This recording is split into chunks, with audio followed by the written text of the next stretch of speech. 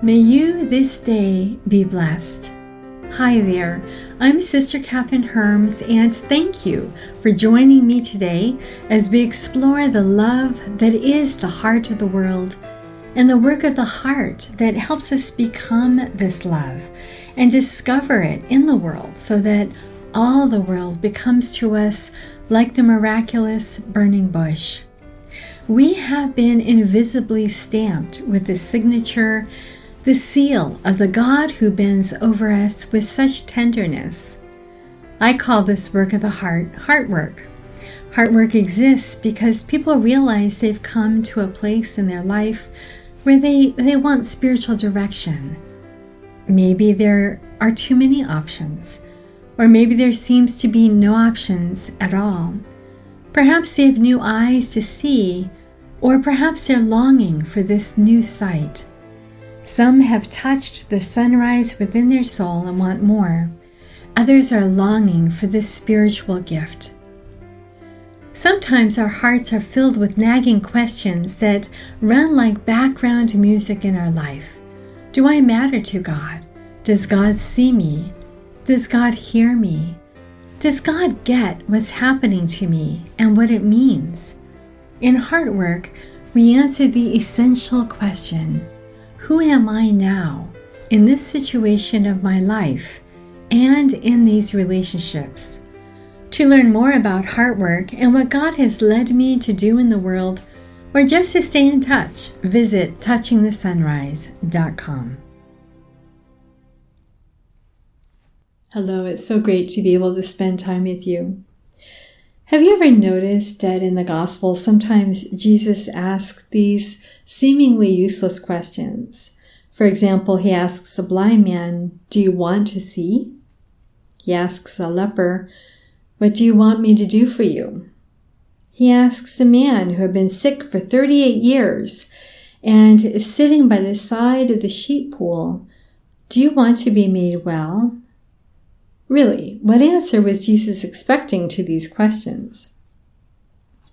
The 5th chapter of John's Gospel recounts this last example, where Jesus cures a man who had been sick for a long time. He walks into a group of people by a pool in Bethesda, people who are waiting for a healing, and he zeroes in on one individual and he asks him, "Do you want to be healed?" We might imagine that the man immediately would say, "Yes!" But instead, he lists the reasons why he can't be healed. His frame of reference is confined to the healing waters at Bethesda, where he has come with the hope of finding a cure. Instead of a cure, the man has found only a bunch of people who are looking out for themselves, who haven't been able to help him get into the restoring water. Jesus doesn't seem to pay any attention to any of the details the man is recounting. He simply states, "Get up now. You can walk home from here a new man." From the words of the man who caught Jesus' eye at Bethesda, it seems that everyone there was out for himself. The Gospel says the man had been there for 38 years. That's just 12 years shy of half a century. That's a long time. Others had presumably gotten to the water ahead of him, been healed, and left for a new life. There is no mention of someone staying behind to help out anyone else. Instead, the sick man states, "Sir, I have no one to put me into the pool when the water is stirred up, and while I am making my way, someone else steps down ahead of me." His thought patterns and expectations are really closing him off to the possibilities of a different type of healing offered by the man, by God, who stands right in front of him and asks him, "May I cure you? Will you let me cure you?" He can't imagine that Jesus could operate outside the possibilities known to him. Jesus simply tells him, "Pick up your mat and walk." Jesus shows us that something beyond our wildest imagination can break open our world and change us completely. Those of us who suffer with depression, if we have minds filled frequently with chaos or weary with the struggle to keep us on an even keel, we could, like the man by the sheep pool, be the same. We could have a worldview that is sometimes too small.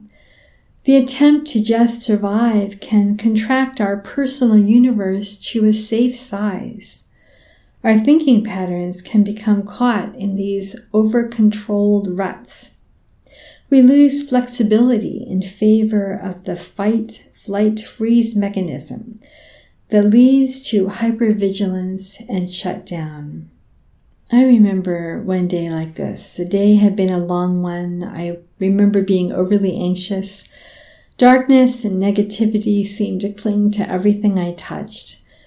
Irritability encroached around the edges of my conversations. I was tired and knew that night I wouldn't be able to sleep. Since I have epilepsy, like many other men and women in the world today, I can count on having these lifelong companions: depression, anxiety, irritability, insomnia. Psychological vulnerabilities such as these shape our thought patterns and our expectations. And in turn, these negative thoughts create this dark world that we sometimes believe exists around us. Our world really is created mostly by what is inside our heads. What we see is determined by what we believe. When circumstances in our life are dim, it is easy to let our thinking degenerate into fragmentation. The result is criticism, moralizing, attacks on other people or ideas, opinions or events, negativity, anxiety, and agitation. The belief that fear and not love is the compelling force of the universe.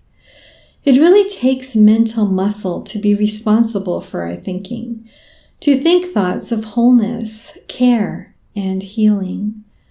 For example, it is easy for me to see problems, to hear voices that are complaining about things that I do, to notice who is not happy with me. Because this is the way I think about myself, this is what I notice in the world around me. When I begin to change the way I think, to indulge in thoughts of appreciation and beauty, goodness, and peace, I suddenly begin to notice that others appreciate me and that the strident complainers are really very few. I discover that I didn't have all the information, and usually I'm missing the most important information to assess a person or a situation accurately.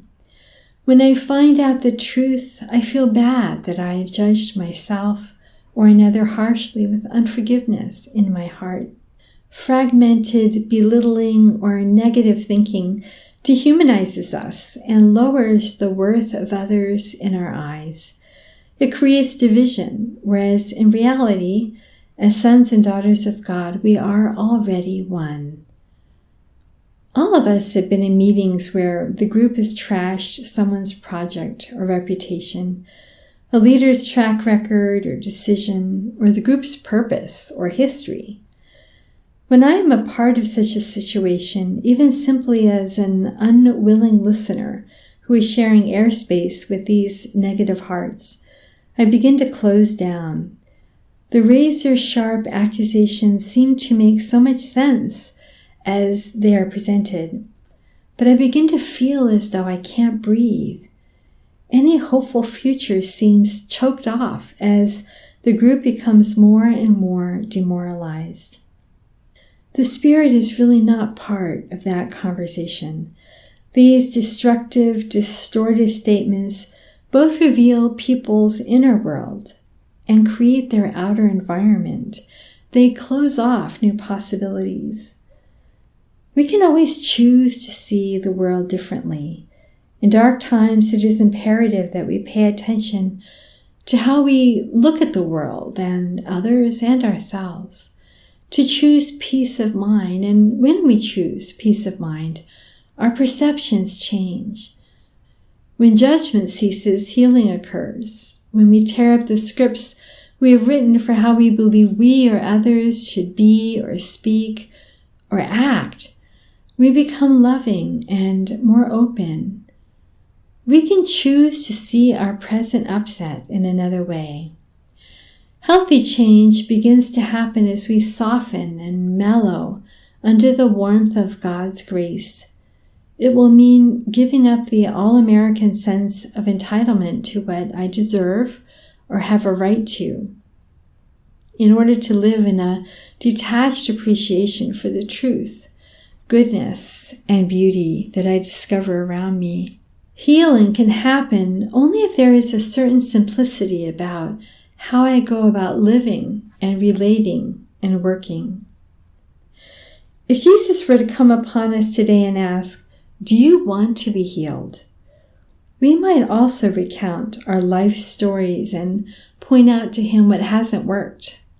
A couple of years ago, my spiritual director would ask me a question and I would begin to recount for him a psychological analysis of why I do this or feel that or can't get beyond something else.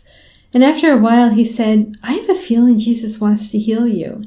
And he's not going to need to know your therapeutic analysis. So let's stop all that and start looking at what Jesus is doing." It took me a while to switch gears from self-analysis to contemplative witness and immersion. I needed to learn to see Jesus standing right in front of me, saying, lovingly and gently, "Get up, be healed." Holding on to hope requires that we flood our mind and spirit with this transcendent light, that we see things as they truly are, bathed in God's gentle love and care. It means thinking differently, looking for unity, not fragmentation, appreciation and not complaints, simplicity and not entitlement, hope and not despair. What we think, how we think, creates the world around us. Stand beside the sick man at the pool of Bethesda. In your imagination, picture yourself as a sick person in the midst of this crowd of people longing for a cure. Take a moment and look around. Who else is there? What do you hear?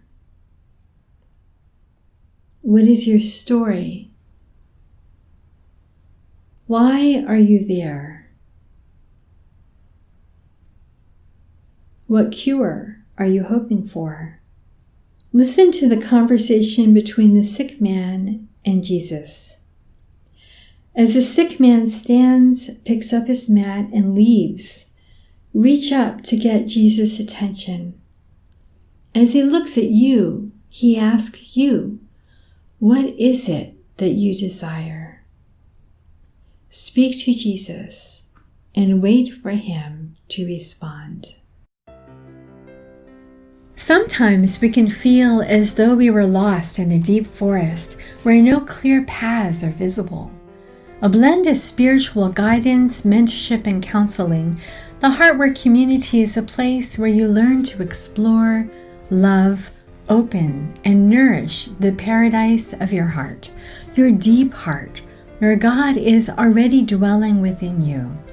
You will discover that though you waited for light to appear from outside, the paths of light are imprinted in your heart, where the Trinity abides, and we learn to walk them through the valleys and mountaintops of lived experience. Heartwork is a process of accompaniment that honors your story, creates a space in which you can safely explore what is happening with you, gain the tools to come home to your heart, where the Trinity is already at work, be recreated by love, and set out again. To learn more about Heartwork and what God has led me to do in the world, or just to stay in touch, visit touchingthesunrise.com.